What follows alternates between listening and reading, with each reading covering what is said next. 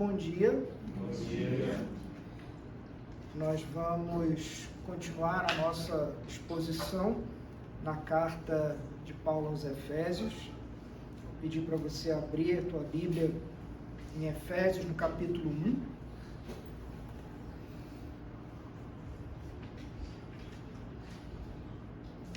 Efésios, capítulo 1. Nós vamos ler agora do verso 6 até o verso 12.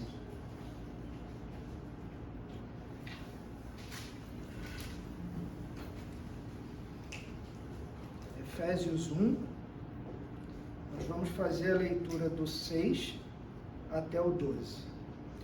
Diz assim a palavra do Senhor: para louvor da glória de sua graça, que Ele nos concedeu gratuitamente no amado. Nele temos a redenção pelo seu sangue, a remissão dos pecados, segundo a riqueza da sua graça, que Deus derramou abundantemente sobre nós em toda a sabedoria e entendimento. Ele nos revelou o mistério da sua vontade, segundo o seu propósito, que Ele apresentou em Cristo, de fazer convergir nele, na dispensação da plenitude dos tempos, todas as coisas, tanto as do céu como as da terra. Em Cristo, fomos também feitos herança, predestinados segundo o propósito daquele que faz todas as coisas conforme o conselho da sua vontade, a fim de sermos para o louvor da sua glória, nós, os que de antemão esperamos em Cristo. Amém? Amém. Vamos orar mais uma vez? Pai amado, nós estamos diante da Tua palavra, Pai. Nós clamamos ao Teu Santo Espírito que nos deu entendimento. Pedimos que o Senhor nos abençoe na compreensão dessa Tua palavra e que a exposição dela, Senhor, traga luz ao nosso coração. Em nome de Jesus nós oramos. Amém. Amém. Amém.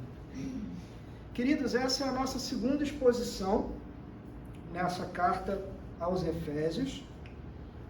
E recordando algumas coisas que nós vimos na nossa primeira exposição, nós vimos que essa carta foi escrita pelo apóstolo Paulo quando ele estava preso em Roma. A gente viu que ele foi preso, ficou preso em Roma por 2 vezes. Essa foi a sua primeira prisão. Essa é uma das cartas, são chamadas as cartas da prisão. É a carta aos Efésios. Nós vimos que a intenção do apóstolo Paulo era tranquilizar a igreja em Éfeso.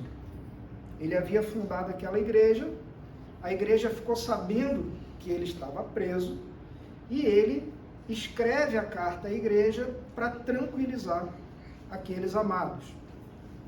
O tema da carta é mostrar que a igreja, e aqui mais uma vez eu falo igreja com I maiúsculo, não é a nossa igreja local, é a igreja que a gente chama de igreja universal, né? A igreja é o grande plano de Deus para a salvação.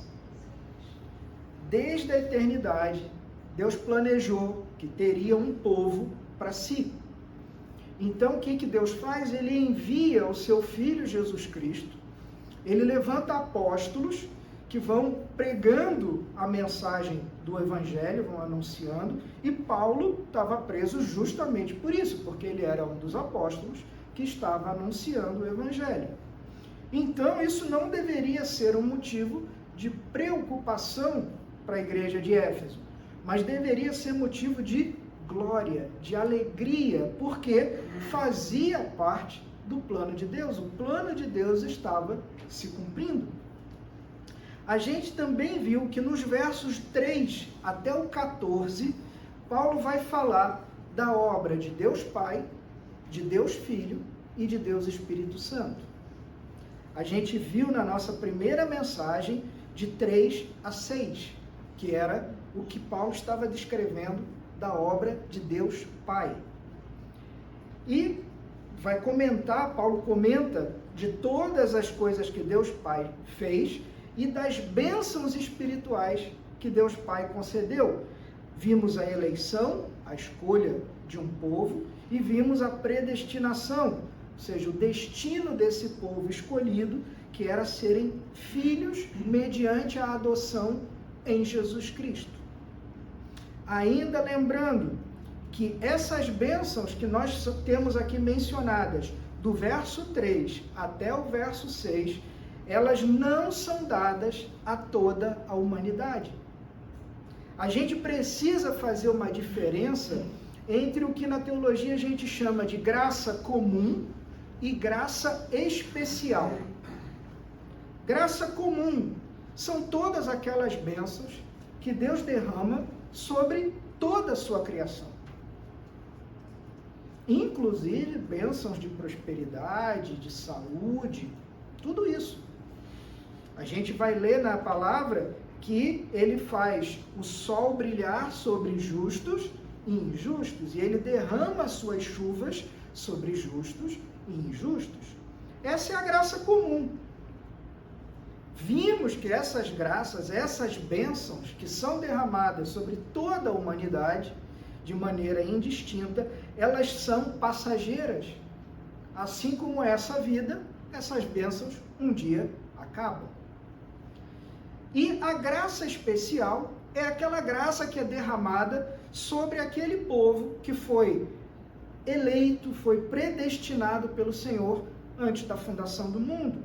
Nós estamos falando de graça especial, salvação, perdão dos pecados, adoção, vida eterna. Essas são bênçãos eternas. Elas começam aqui nessa vida e elas não têm fim. Todas essas bênçãos especiais, essas da graça especial, elas também nós vimos que elas são dadas em Jesus, por causa do seu sacrifício na cruz. Todas elas nós vimos são dadas de maneira gratuita, ou seja, não há mérito nosso, não há nada que nós tenhamos feito que faz com que Deus derrame essas bênçãos sobre nós. E todas elas são dadas para a glória de Deus. A gente viu o final de cada uma desses três blocos, né? O final, no verso 6, o verso 12 e o verso 14, eles estão repletos da afirmação de que tudo isso é feito para louvor da glória do Senhor. Então eu quero começar nesse finalzinho aqui do verso 6, como nós lemos, em que é dito a nós que Deus fez tudo isso para louvor da glória da sua graça, que Ele nos concedeu gratuitamente no amado. Esse é o finalzinho do verso 6. Eu queria que você prestasse atenção à graça, gratuitamente e amado. Guarda isso. O que Paulo está trazendo aqui para a gente? Era um costume bem normal no Oriente Antigo, e na época de Paulo também, o fato de que você não pode entrar na presença do rei sem ser convidado. Se você entra, você é morto. E a gente tem um episódio bem emblemático disso no livro de Esther. Quando Esther, conversando com o seu primo, e fala, olha, não tem jeito, foi para isso que você foi levantada a rainha, então você vai ter que ir até o rei. Mas tem meses que o rei não me chama. Você vai ter que ir. E ela sabe que se ela entra na presença do rei, e o rei não estende a ela o seu cetro, ela é morta. Mas ela também sabe que se o rei estende o seu cetro a ela, ela poderia pedir qualquer coisa ao rei. Então, tem esse episódio, Rainha Esther, o rei Assuero, e Paulo traz essa ilustração para dizer que Deus é o rei do universo e que Ele nos concedeu essa graça de entrarmos na presença dEle de maneira gratuita, graça, gratuitamente. Uma vez que a gente tem acesso à presença do Rei, nós podemos confessar os nossos pecados, nós podemos pedir perdão, nós podemos apresentar ao Senhor todas as nossas necessidades. Mas a gente não pode chegar à presença dele sem sermos convidados. Lembra da graça especial? Só aqueles que receberam a graça especial têm acesso ao Senhor. E interessante, no amado, bem no finalzinho do verso 6, o amado é o amado do Senhor. A gente vai focar um pouquinho mais nisso na frente. É o Senhor Jesus. Se a gente prestar atenção, a humanidade como um todo, ela está totalmente caída. A condição humana é essa. Todo mundo conhece a história de Gênesis 3, a queda do homem. Nós estávamos no jardim, tínhamos, a presença lá de Deus, Adão e Eva gozavam da presença do Senhor, e eles caem. No momento em que o homem cai, ele é expulso da presença de Deus. A última vez que eles falam com Deus é quando Deus cria as roupas de peles de animais e eles são expulsos, é colocado o anjo na entrada do jardim e a partir dali eles não têm mais contato com a presença de Deus. A humanidade, queridos, está fora do jardim. Todos nós nascemos fora do jardim, fora da presença do Senhor. Mas para voltarmos ao jardim, nós precisamos ser convidados. Nós não podemos simplesmente entrar no jardim, porque na porta do jardim tem um anjo com uma espada de fogo, então se você tentar, você vai morrer, querido. Esse convite para nós retornarmos ao jardim, ele é graça, ele é favor de Deus, ele não acontece por nenhum mérito nosso. Esse convite é feito no amado, quando a gente vê amado. Você se lembra do episódio nos evangelhos do batismo do Senhor Jesus? Em que os céus se abrem, o Espírito Santo desce sobre ele, e aí ouve-se uma voz do céu que diz: esse é o meu filho amado. Pois é. Ele é o amado do Pai. E isso é importante a gente entender, porque Deus é completo. Tem muita gente por aí que justifica, quando lê essa questão toda, justifica a criação da humanidade, como nós vimos na mensagem passada. Deus sabia? Sim, ele sabia. Então por que ele cria a humanidade? E as pessoas querem dizer que Deus estava sozinho. Querido, Deus não está sozinho. Deus Pai, Deus Filho e Deus Espírito Santo gozam da presença um do outro, do amor um do outro, são suficientes em si mesmo. Deus é suficiente, Deus não precisa de nada, Deus não estava sozinho e nem precisava de alguém para amar, porque o Pai ama o Filho e o Filho ama o Espírito. Deus é completo. Nós existimos por favor e graça do Senhor. Foi o amado do Pai que veio ao mundo realizar o plano de salvação, que é o que nós vamos ver a partir agora do verso 7, que Paulo vai falar das bênçãos relacionadas ao trabalho do Filho. Deus Pai planeja, Deus Filho vem executar aquilo que Deus Pai planejou. E a gente vai ver a redenção, remissão dos pecados, a revelação da vontade de Deus e a herança em Cristo.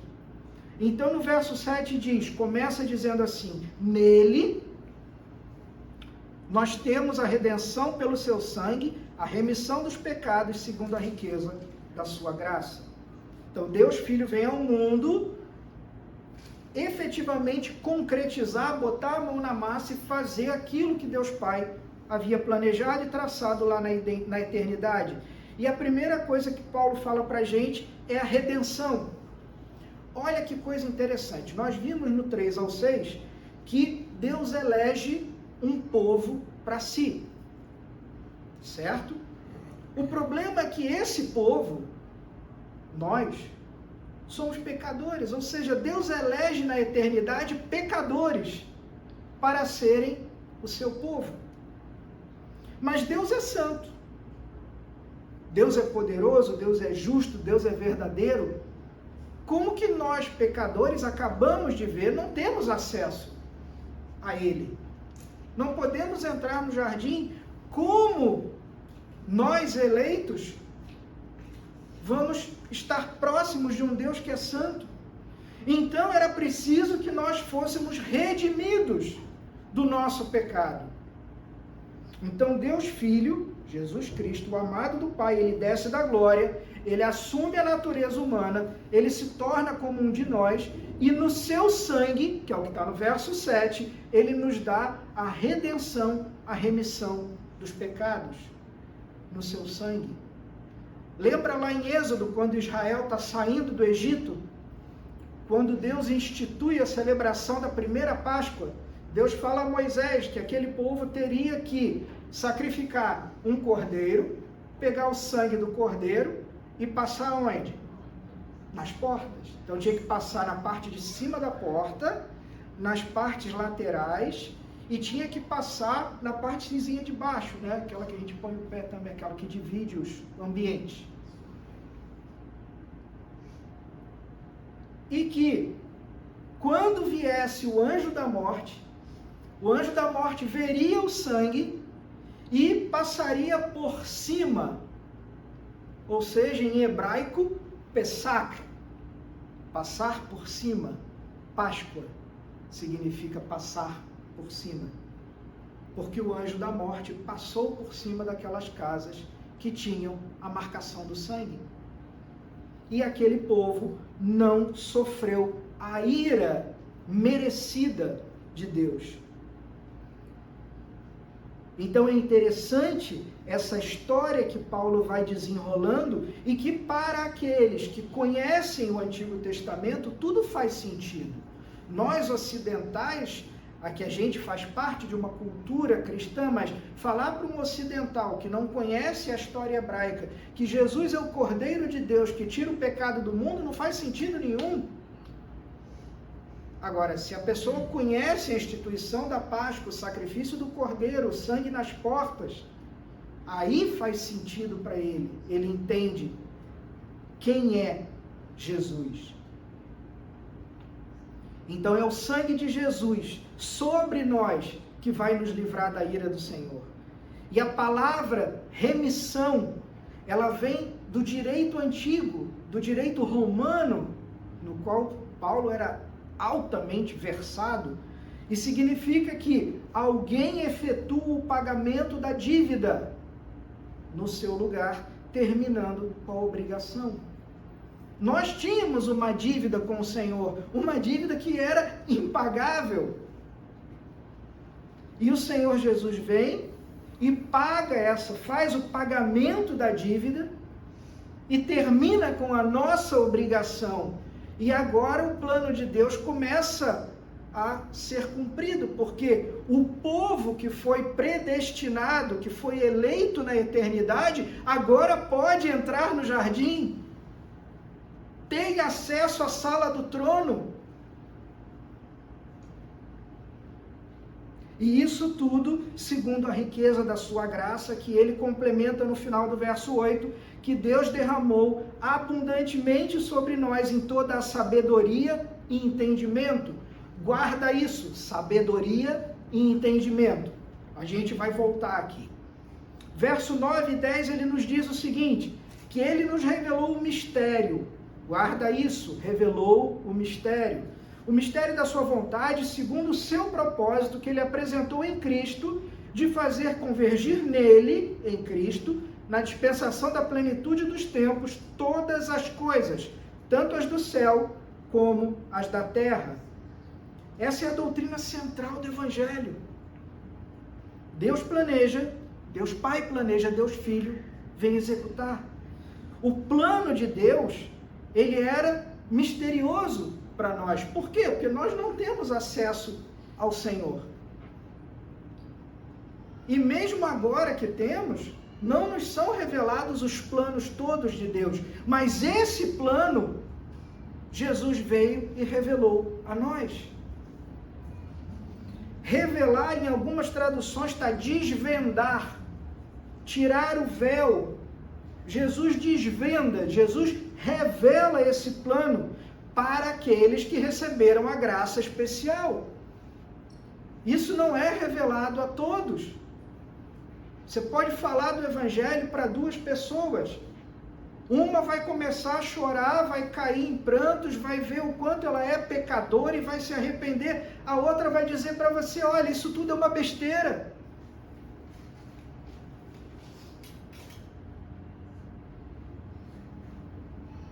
Jesus revela esse plano para aqueles que receberam essa graça especial. A gente pode olhar em volta quando a gente caminha, quando a gente se relaciona no dia a dia, os povos todos eles andam na cegueira do seu próprio entendimento. Todo mundo cria o seu próprio caminho, todo mundo cria a sua própria ideia, cada um cria a sua própria religião, os seus deuses, os seus ídolos. Deus não vai se dar a conhecer a todo mundo. Deus se dá a conhecer somente ao seu povo. E não é só perdão. Lembra que eu falei do verso 8? Guarda, sabedoria e entendimento. Quem é cristão não recebe só o perdão, recebe sabedoria e entendimento. Para o cristão, ele sabe de onde ele veio e ele sabe para onde ele vai. Ele sabe por que as coisas acontecem. Ele sabe que existe um Deus todo-poderoso no controle de tudo. E esse conhecimento, essa sabedoria deveria trazer paz ao cristão. Tranquilidade, norte para a sua vida. Todas aquelas questões existenciais que o mundo anda em círculos procurando, e as pessoas entram em depressão, e as pessoas tiram as próprias vidas, e as pessoas buscam na riqueza, e buscam nos bens. Nós cristãos sabemos, temos as respostas, e isso deveria nos trazer paz. Nós vivemos num mundo onde as pessoas não sabem mais a diferença entre um menino e uma menina. Nós vivemos num mundo onde as pessoas dizem que a gente veio do macaco. Ninguém sabe o sentido da vida, as pessoas estão procurando. Todo mundo parece ter uma visão extremamente reduzida, só focada no presente. As pessoas só conseguem entender aquilo que elas conseguem ver, experimentar ou tocar. Ninguém parece ter uma visão de eternidade. Existe uma eternidade. E como nós vamos passar essa eternidade? Ser cristão é mais do que ser salvo. Ser cristão é entender o mundo. É aquela história, eu era cego, mas agora eu vejo. O plano de Deus no verso 10, fazer convergir nele, na dispensação da plenitude do tempo, todas as coisas, tanto as do céu como as da terra. É plano de Deus fazer convergir no Senhor Jesus Cristo toda a criação. Toda a criação. Filipenses 2:10, todo joelho se dobrará e toda língua confessará que Jesus Cristo é Senhor, para a glória de Deus Pai. E isso é citação de Isaías 55. Ou seja, Paulo em Filipenses está citando o profeta Isaías. Todo joelho se dobrará.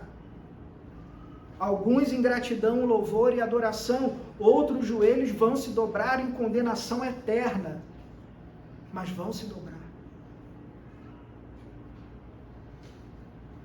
Verso 11. Em Cristo fomos também feitos herança. Tudo vai convergir em Cristo. E nós somos a herança de Cristo. Nós somos aquele povo que o Senhor elegeu e predestinou e que o Senhor vai entregar a Cristo como a sua recompensa pelo seu sacrifício na cruz. Isaías 53 fala do sofrimento que o Messias haveria de passar. E no final lá do Isaías 53, verso 12, ele fala assim: por isso eu lhe darei muitos homens como a sua parte, e com os poderosos ele repartirá o despojo, porquanto derramou a sua alma na morte. Lá na profecia de Isaías, ele já falava não só do sofrimento do Messias, mas fala de que Deus daria a ele como recompensa muitos, um povo muito grande. Salmo 2, no versículo 8, Deus Pai diz a Deus Filho: peça e eu lhe darei as nações por herança e as extremidades da terra por sua possessão.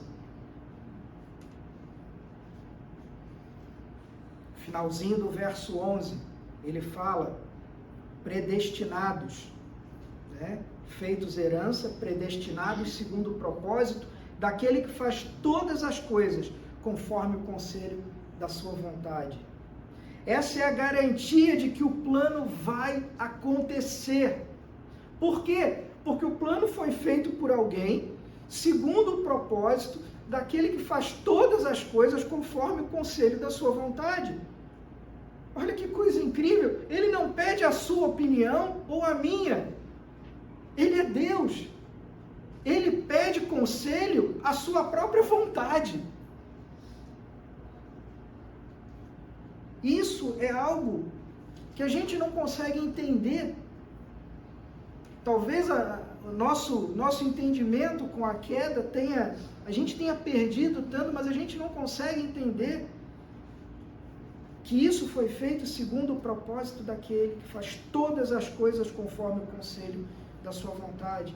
E no verso 12, como a gente viu no finalzinho do verso 6, e como a gente vai ver igualzinho no verso 14, a fim de sermos para o louvor da sua glória.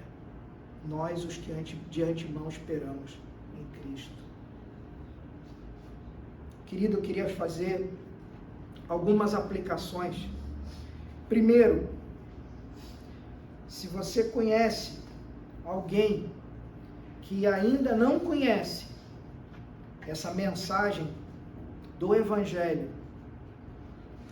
como eu e o Beto temos falado durante esse tempo, ainda dá tempo. Abre a sua boca.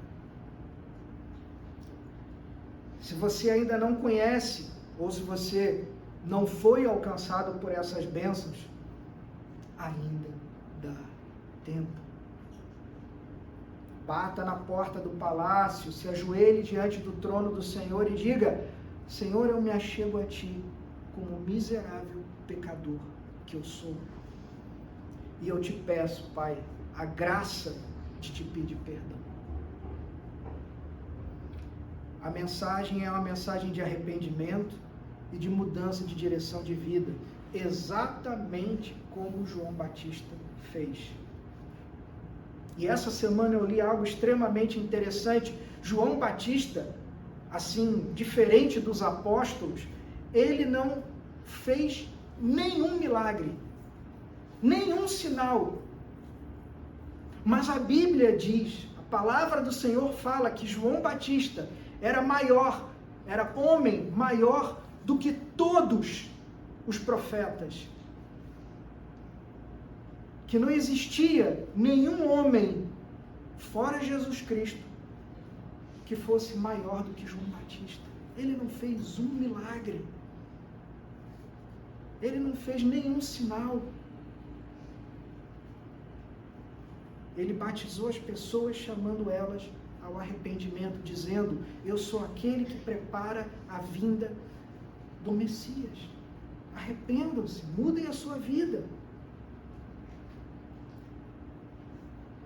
A salvação, o perdão de Deus, a permissão para entrar na sala do trono, elas não são dadas por mérito, não é o que você faz, é a graça do Senhor. é o favor dele. Segundo ponto, eu queria que vocês abrissem comigo em 2 textos. O primeiro de Lucas capítulo 9. Por favor.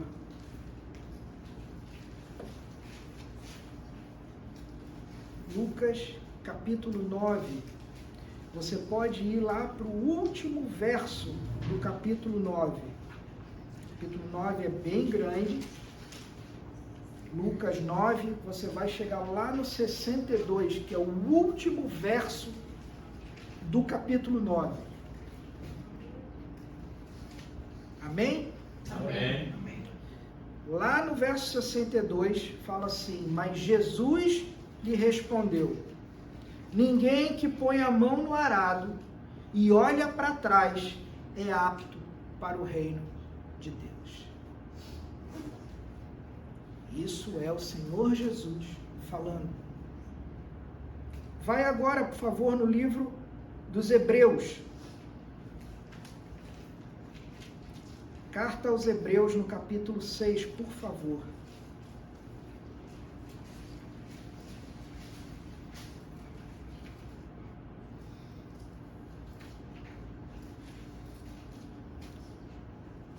Hebreus 6. Eu vou ler um pedacinho do 4, do 5 e um pedaço do 6. Do 4 ao 6. A carta aos Hebreus diz assim, a partir do verso 4. É impossível, pois, que aqueles que uma vez foram iluminados, provaram o dom celestial, se tornaram participantes do Espírito Santo, provaram a boa palavra de Deus e os poderes do mundo vindouro, e caíram, sim, é impossível outra vez renová-los para arrependimento.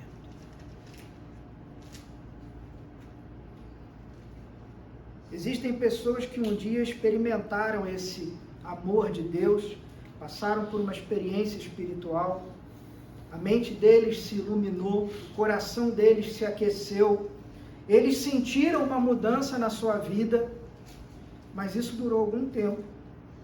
Depois os velhos hábitos voltaram, algumas vezes os velhos hábitos voltaram com mais força ainda, cresceram, e hoje eles não vivem mais em comunhão com o Senhor. Esse texto, principalmente o de Hebreus, ele é muito forte. Ele diz para nós que é impossível renová-los para arrependimento. Não vira as costas, se esse é o caso de alguém aqui, para aquilo que um dia você conheceu. Quem sabe Deus não está lhe dando uma outra oportunidade, uma nova oportunidade para que você se arrependa e venha a Ele. Deus é gracioso, é misericordioso, Deus tem prazer em perdoar. Salmos 51 vai dizer, que nós conhecemos bem, um coração quebrado e contrito, Deus não despreza. Terceiro e último ponto. Nós somos cristãos porque nós cremos em Jesus Cristo. Cristãos, pequeno Cristo, é o que a palavra significa. Através de Jesus Cristo nós temos perdão, nós temos redenção, nós temos acesso a Deus. É por isso que nós nos reunimos todos os domingos, porque nós estamos reunidos para render graças a Deus Pai. E por que nós rendemos graças a Deus Pai? Porque Ele enviou o seu Filho amado. E foi o seu Filho amado que executou toda essa obra planejada por Deus Pai. Foi por causa de Deus Filho, foi por causa da obra de Jesus na cruz, que você, que eu, que nós temos acesso à sala do trono, que nós podemos fechar os nossos olhos e dizer, Abba, Pai. Quando você se sentir desanimado para vir à igreja, ou se alguma hora você perguntar por que você deveria vir à igreja, você se lembra desse texto em Efésios 1, você marca ele na sua Bíblia, para que você se lembre do que Jesus fez por você. E aí você pense se você quer fazer essa pergunta ou não. É muito interessante, existe um vídeo muito legal de um pastor americano chamado Vod Buchan. Ele é muito sensacional. Ele escreveu um livro que inclusive o Beto me emprestou, né? O que você precisa ser para casar com a minha filha. E esse vídeo dele, ele fala de pessoas que foram a ele depois de um culto, perguntando a ele por que, se Deus é tão bom, Ele permite o sofrimento. E ele explica que ele não responde essa pergunta. Ele simplesmente se nega a responder. Ele convida a pessoa a fazer uma reflexão de um Deus tão bom, tão justo. Por que esse Deus não te matou na noite anterior? Por causa de tudo que você pensa, fez e fala todos os dias. E que se após essa reflexão a pessoa quisesse conversar com ele, ele estaria aberto, mas ele não responderia a pergunta original. Perdão, redenção, acesso a Deus, tudo isso vale muito mais do que qualquer bênção material que a gente possa ter aqui. Essas vão acabar. Assim como essa vida vai chegar ao fim. Mas as bênçãos que nós temos da graça especial do Senhor, essas não acabam nunca. Nós podemos viver uma vida difícil, nós podemos ser acometidos por doenças, nós podemos ter que enfrentar doenças que não têm cura, nós podemos ter a nossa vida ceifada muitas vezes cedo, nós podemos enfrentar tragédias, mas essas bênçãos nós nunca vamos perder. Essas que foram conquistadas por Deus Filho, no trabalho dele aqui na cruz. E é esse trabalho que a gente tem dito, ainda dá tempo. Ainda dá tempo de crer. Ainda dá tempo de clamar ao Pai, Senhor, eu quero crer. Ainda dá tempo de abrir a boca e poder falar para aqueles que estão em volta de nós. Ainda dá tempo. Queria que você fechasse os teus olhos para que nós orássemos. Deus Pai Todo-Poderoso, nós te agradecemos, Senhor, pela Tua Palavra, pela exposição do Teu Evangelho. Clamamos ao Teu Espírito Santo, Pai, que Ele faça o trabalho nos nossos corações e nas nossas vidas. Que o Senhor nos toque, Pai, que fiquemos constrangidos ao ler a Tua Palavra, toda a Tua Palavra, em especial esse livro que nós estamos estudando, Pai.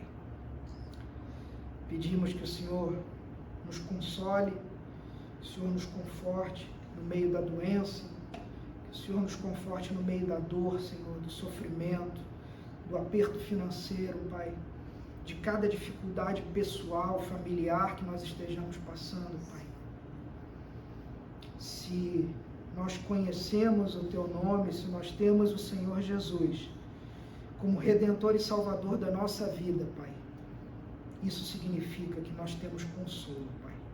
Nós temos esperança, Senhor, nós temos gratidão. Que o Senhor Todo-Poderoso nos guie e conforte os nossos corações hoje e sempre. Em nome do Senhor Jesus, nós oramos. Amém. Amém. Amém.